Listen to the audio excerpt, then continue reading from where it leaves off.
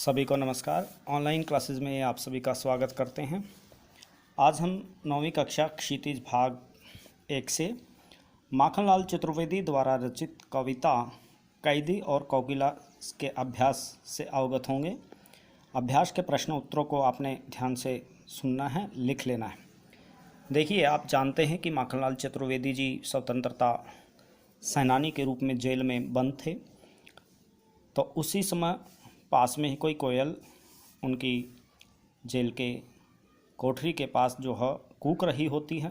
उसी को सुनकर कवि ने जो है अपना उसका संदेश जो है अपने विचारों को अवगत करवाते हुए सभी को प्रेरणा से भर देने के लिए यह कविता लिखी और अपनी पीड़ा को व्यक्त किया कि किस प्रकार अंग्रेजी शासन में स्वतंत्रता सेनानियों को जेल के अंदर किस प्रकार की यातनाएं दी जाती थी, क्या क्या कार्य करने पड़ते थे।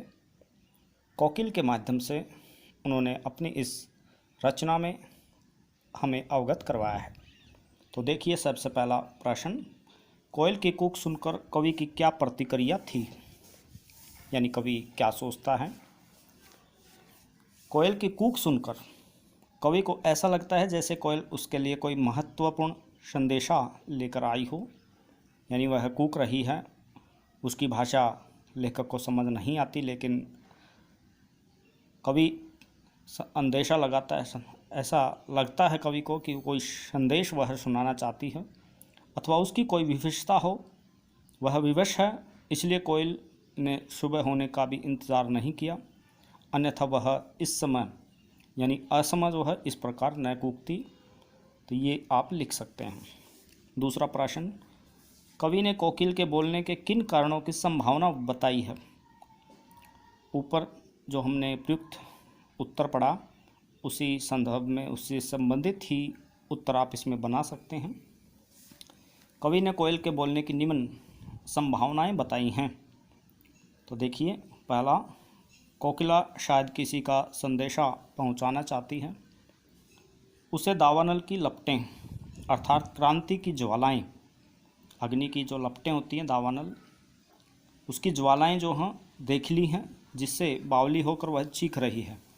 यानी क्रांति की भावना, विद्रोह की भावना से वह भी जो है प्रेरित है और कवि और अन्य साथियों को भी वह जगाने का प्रयास कर रही है। ऐसा भी कवि को ऐसा लगता है। समस्या गंभीर है, इसलिए वह सुबह होने तक की प्रतीक्षा नहीं कर रही है। स्वतंत्रता का गान सुनाकर क्रांतिकारियों के मन में देश प्रेम की भावना को और मजबूत करने आई है। ये आप इसमें लिख सकते हैं कि क्रांति की भावना को, वो विद्रोह की भावना को जो है बढ़ाना चाहती है। आगे देखिए, किस शासन की तुलना तम के प्रभाव से की गई है और क्यों। तम यानी अंधेरा, अंधकार। अंग्रेजी शासन की तुलना जो है कवि ने तम के प्रभाव से की है, क्योंकि अंग्रेज शासन प्रणाली जो है अन्यायपूर्ण थी। वह पीड़ित करती थी, भारतीयों का शोषण करती थी। ये आप लिख सकते हैं। ब्रिटिश शासन का स्वरूप भी अंधकार की भांति कालिमा से युक्त है, यानी वह काले कारनामों से भरा हुआ है।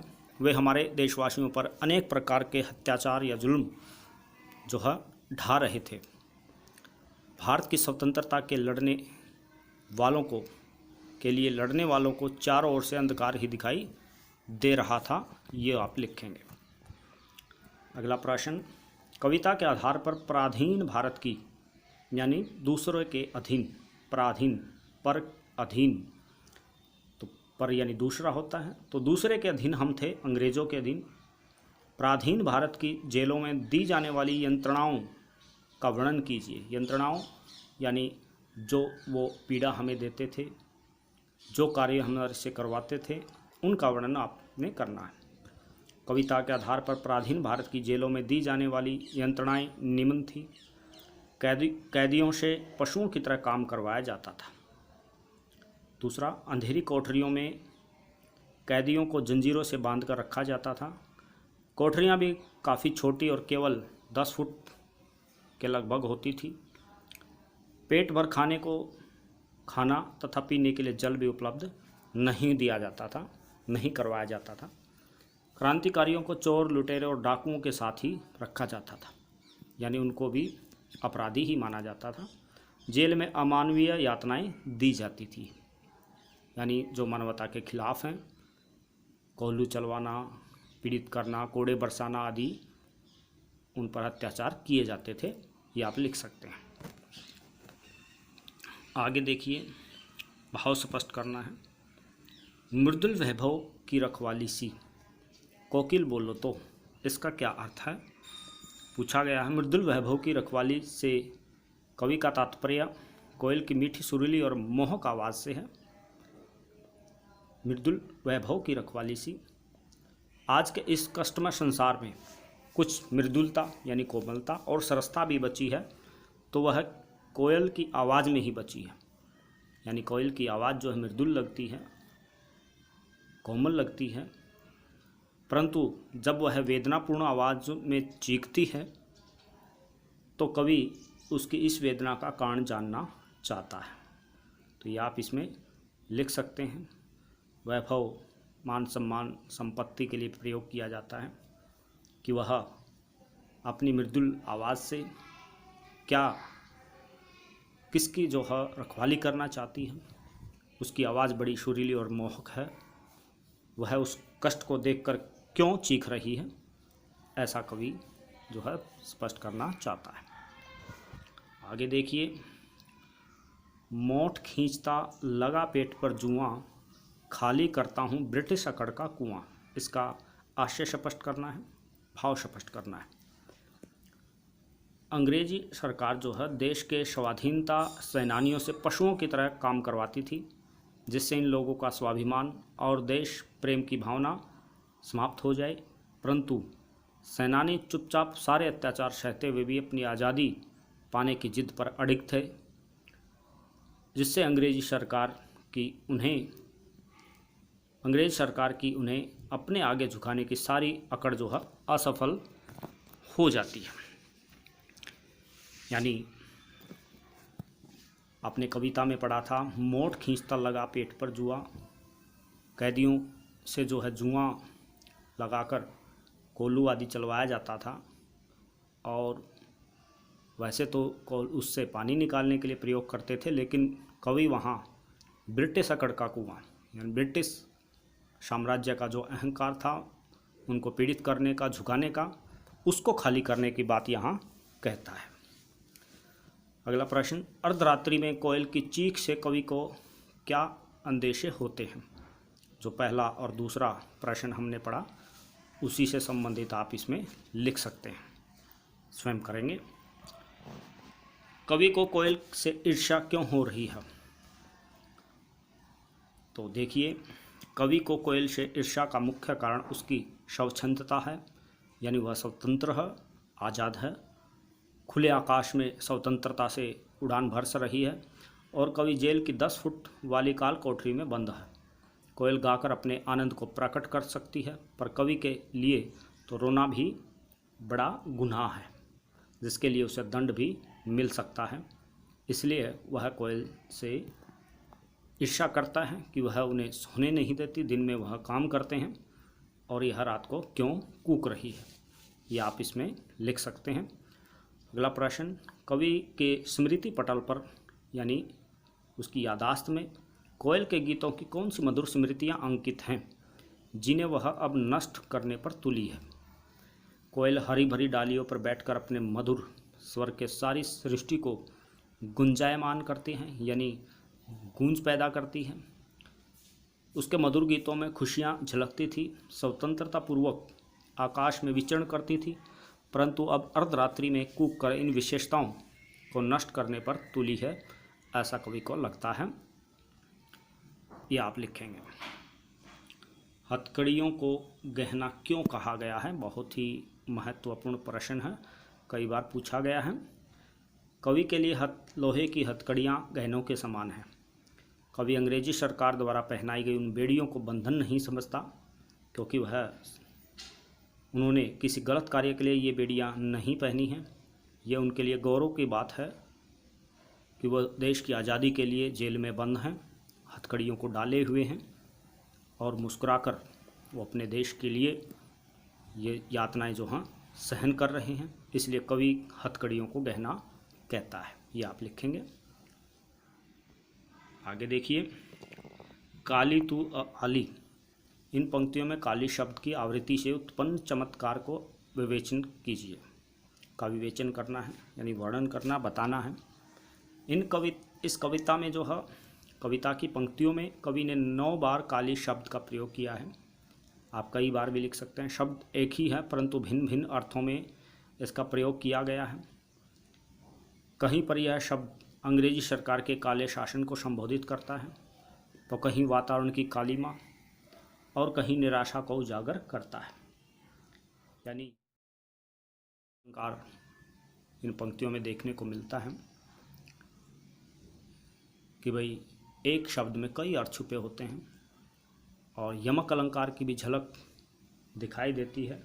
काली तू काली करनी, तो ऐसे में आप इसको ध्यान से लिखेंगे।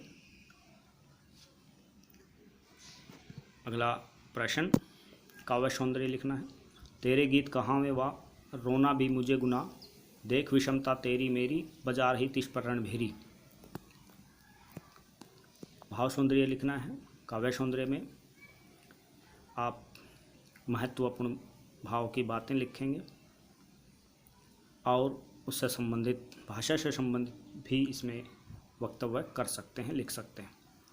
भाव सौंदर्य यहाँ आप लिखेंगे। यहाँ पर कवि और कोयल के जीवन का तुलनात्मक वर्णन किया गया है। कोयल के गीत जहाँ सब और प्रशंसा पाते हैं, वहीं कवि का रोना अर्थात अपनी बात को व्यक्त करना भी गुनाह माना गया है। कवि ने यहाँ तो बंदे का प्रयोग किया है, तेरी मेरी, वह गुनाह में स्वर मैत्री और अनुप्रास अलंकार का प्रयोग किया गया है। कवि ने सरल, सहज और प्रभामय खड़ी बोली का प्रयोग इस काव्यांश में किया है। ये आप लिख सकते हैं। आगे देखिए, रचना अभिव्यक्ति में काव्य सौंदर्य स्पष्ट करना है। किस दावानल की ज्वालाएं हैं दिखी। यहाँ पर आप लिख सकते हैं, कवि ने यहाँ प्रश्नात्मक शैली में कोयल की इस वेदनापूर्ण आवाज़ की पर अपनी आशंका व्यक्त की है। कोयल ने ऐसा क्या देख लिया जिसके कारण वह व्यथित है, अर्थात वो कोयल जो है किस क्रांति की ज्वाला से भड़की हुई है, कूक रही है। दावानल की ज्वाला में रूपक अलंकार का यहाँ प्रयोग है। भाषा तत्सम शब्द युक्त खड़ी बोली है। भाषा में सहजता और सरलता है। ये आप पॉइंटों में इसको बना देंगे। अगला प्रश्न, कवि जेल के आसपास अन्य पक्षियों का चहकना भी सुनता होगा, लेकिन उसे कोकिला की ही बात क्यों की। उसने कोकिला की बात ही क्यों की। उत्तर लिखेंगे। कवि ने कोयल के भिन्न स्वर के कारण यहाँ कोकिला की बात की है, यानी वह दूसरों से ज़्यादा ऊंची आवाज़ में कूक रही है और उसकी आवाज़ में कुछ संदेश कवि को दिखाई देता है।